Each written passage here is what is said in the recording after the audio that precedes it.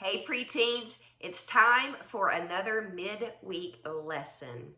Hey, I know most of you guys are getting ready to start back to school.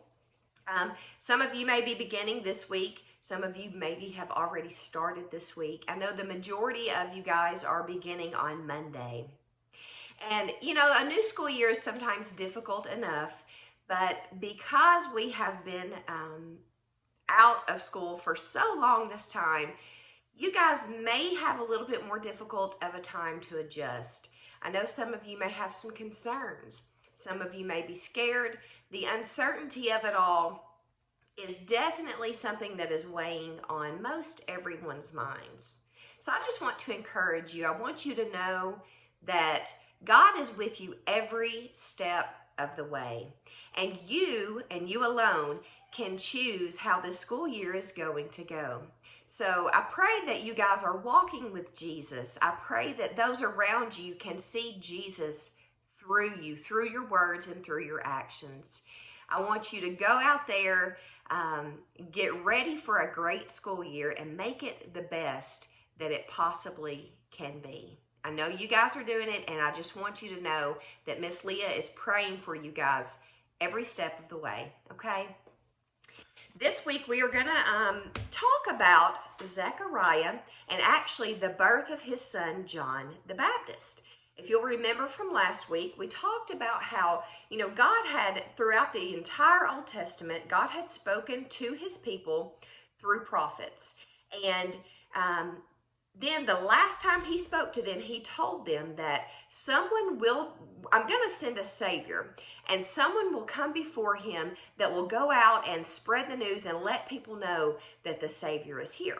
And that is John the Baptist. And then we had about 400 years where God did not speak to his people through prophets. God was silent. Now, the people carried on with their daily lives. They still had these commandments and these stories from their ancestors of all the things that they knew had happened and that God said were going to happen, but it was silence. And then along comes Zechariah.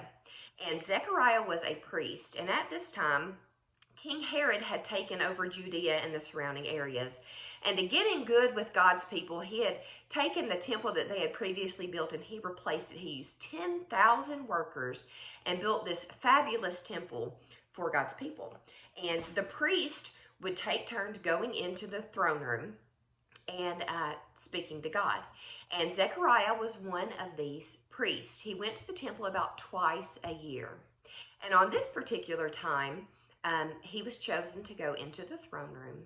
And God spoke to him through the angel Gabriel.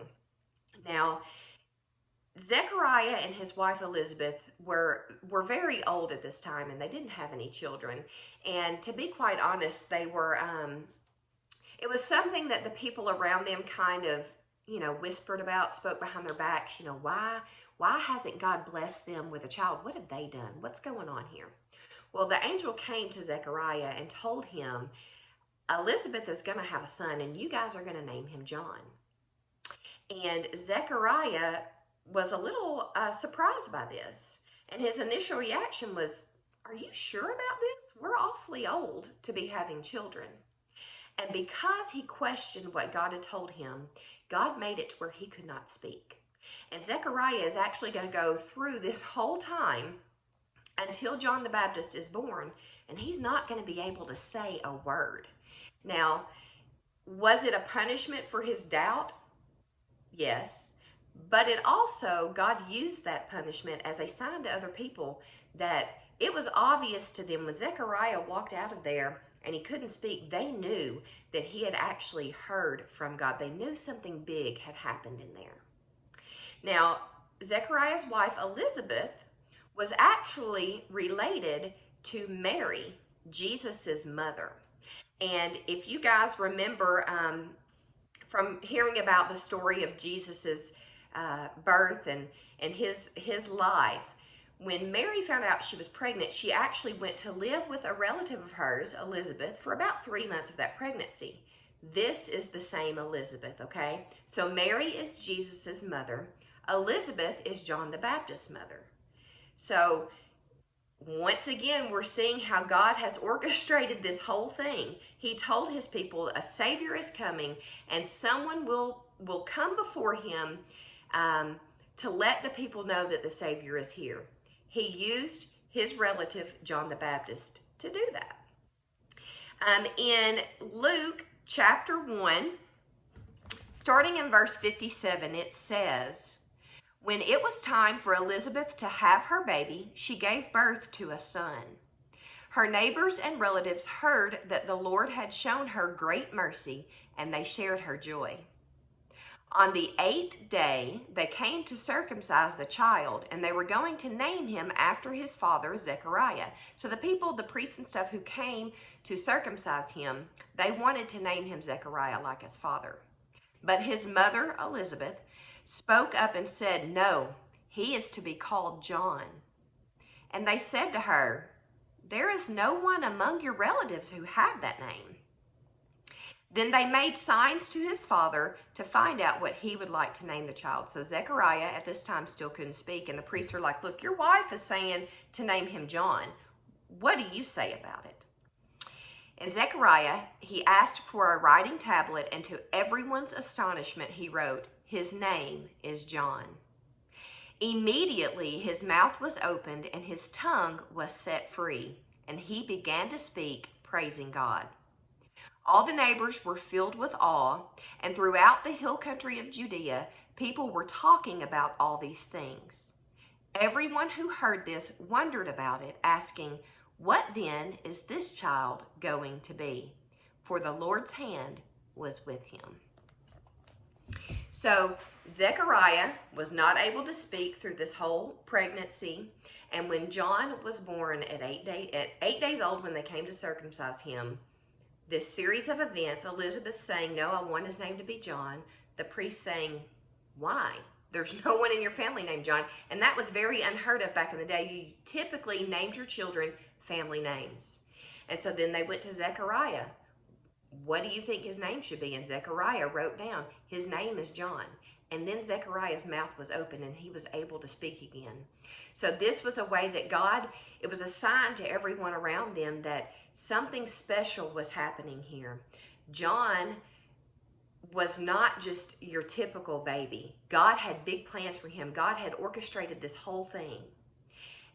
And we'll see in future weeks how the people realized that John the Baptist is the same person who God said 400 years ago was going to come and proclaim that the Savior was here, the Messiah was here. And we'll see also how John walked closely with Jesus. They were very close in age. And I know I'm kind of rambling, but y'all, it's so exciting. It's so exciting just to see how God works things out for our good. He works things out for his glory. He puts every person on this world in a certain place, certain circumstances, so that his story can be revealed and that his people can be saved and his people can spend eternity with him. I know it seems a little silly, but y'all, I'm so excited. This is just, it's incredible to me. And I hope that you guys can see throughout this how God can use you. It doesn't matter who you are. It doesn't matter where you are. Even if you're a supporting role, you know, John the Baptist isn't the main character here. It's Jesus. But John the Baptist was put here to help the cause of Jesus. That's what we're here for. We are the supporting roles. We are put on this earth to help the cause of Jesus, to further his kingdom, to win souls for his kingdom, and to spread his love and his light throughout this world. I hope that you guys are prepared to do that in school this year. Keep that in your minds at all times. You are here to spread the love and the light of Jesus. That is your job every day. Yes, you may have schoolwork to do. You may have activities to complete. You may have sports to play. But at the end of the day, when it boils down to it, everywhere you are there to share the love of Christ. I love you guys so much, as always. And I'll see you guys on the 30th.